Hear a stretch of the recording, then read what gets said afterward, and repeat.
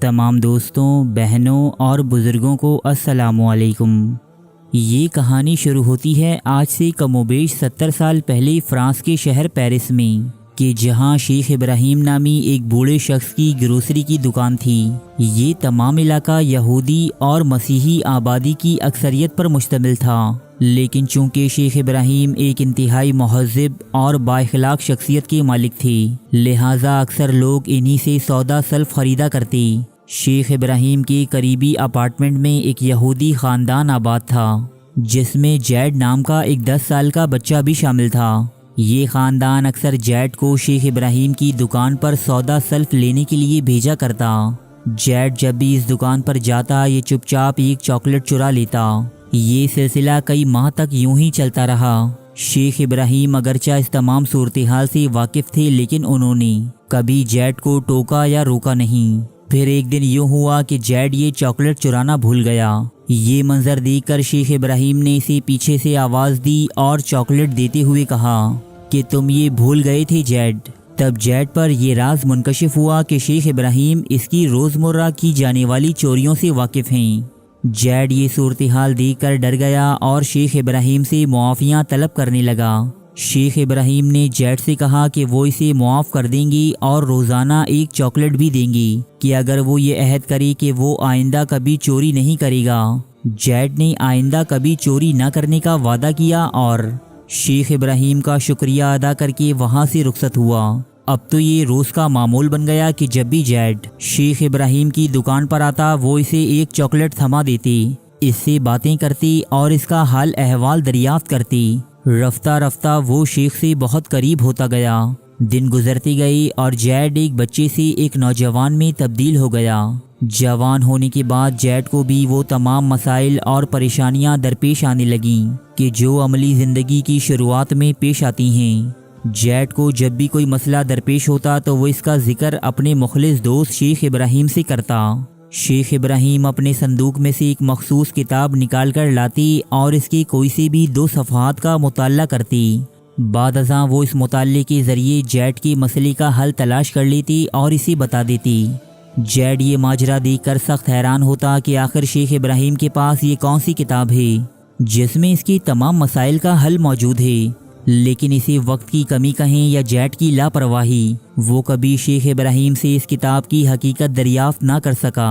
پھر ایک دن کہ جب جیڈ شیخ سے ملنے ان کی دکان پر پہنچا تو اسے معلوم ہوا کہ شیخ کی طبیعت ناساز ہے اور وہ ہسپتال میں زیر علاج ہیں۔ قبل اس کے کہ جیڈ ان سے ملنے جاتا، اسے شیخ ابراہیم کی اس دنیا سے گزر جانے کی خبر ملی۔ جیڈ جب تعزیت کے لیے شیخ ابراہیم کے بیٹوں سے ملا تو ان میں سے ایک نے اسے روک لیا اور بتایا کہ ان کے والد نے مرنے سے قبل جیڈ کے لیے ایک تحفہ دیا تھا۔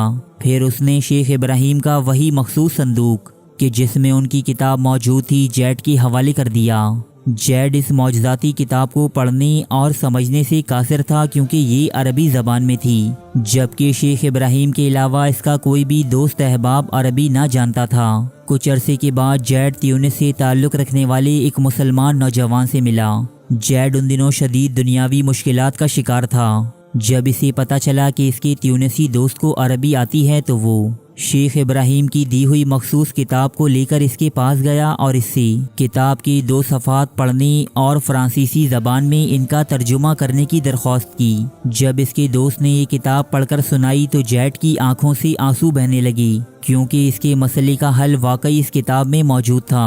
جیڈ نے حیرانی سے تیونسی نوجوان سے پوچھا کہ آخر یہ کون سی کتاب ہے جو پچھلے کئی سالوں سے میرے تمام مسائل حل کرتی چلی آ رہی ہے۔ تیونس سے تعلق رکھنے والی نوجوان نے جیڈ کو بتایا کہ یہ کوئی عام کتاب نہیں، بلکہ یہ خدا کی بھیجی ہوئی کتاب ہے جو اس نے اپنے آخری نبی حضرت محمد صلی اللہ علیہ وآلہ وسلم پر نازل فرمائی ہے، تاکہ دنیا کے تمام انسان اس سے ہدایت اور رہنمائی حاصل کر سکیں، بالکل اسی طرح کہ جیسے تم کرتے ہو۔ جیڈ یہ سن کر زاروں قطار رونے لگا۔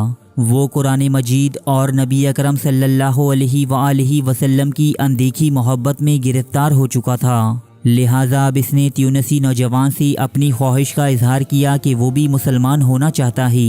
جیڈ کی ایما پر تیونسی نوجوان نے اسے کلمہ طیبہ کا دین اسلام میں داخل ہونے کے بعد جیڈ نے جیڈ اللہ القرانی کا نام اختیار کیا۔ قرآن نے اس کے قلب کو کچھ ایسا منور کیا کہ اس نے صرف 25 سال کی عمر میں اپنی تمام زندگی دین اسلام کی تبلیغ و اشاعت اور اس کی ترویج میں صرف کرنے کا تہیہ کر لیا۔ ابتدائی سالوں میں جیڈ فرانس اور یورپ کے مختلف شہروں میں ہی تبلیغ و اشاعت کی ذمہ داریاں انجام دیتا رہا، لیکن ایک دن شیخ ابراہیم کے دیے ہوئے قرآن مجید میں سے اسے ایک چٹ برآمد ہوئی جس میں شیخ ابراہیم کی آخری خواہش درج تھی۔ شیخ ابراہیم چاہتے تھے کہ وہ براعظم افریقہ کے دور دراز ممالک میں جا کر دعوت و تبلیغ کا کام انجام دیں۔ جیڈ اللہ القرانی نے اپنے محسن کی آخری خواہش کو پایہ تکمیل تک پہنچانے کے لیے افریقہ کا سفر طے کیا اور اپنی عمر کے آخری ایام تک افریقہ کے مسیحی اور پیگن مذاہب سے تعلق رکھنے والے افراد تک دین اسلام کا پیغام پہنچایا۔ جیڈ اللہ القرانی کا انتقال سن 2003 میں صرف 53 برس کی عمر میں ہوا۔ وہ افریقہ میں پھیلی ایک وبا کی لپیٹ میں آ گئے تھے، تاہم وہ اپنا مقصد حاصل کرنے میں بڑی حد تک کامیاب رہے۔ سرکاری اعداد و شمار کے مطابق انہوں نے افریقہ کے کل 6000 لوگوں کو دائرہ اسلام میں داخل کیا، جبکہ حقیقت میں یہ تعداد کہیں زیادہ ہے۔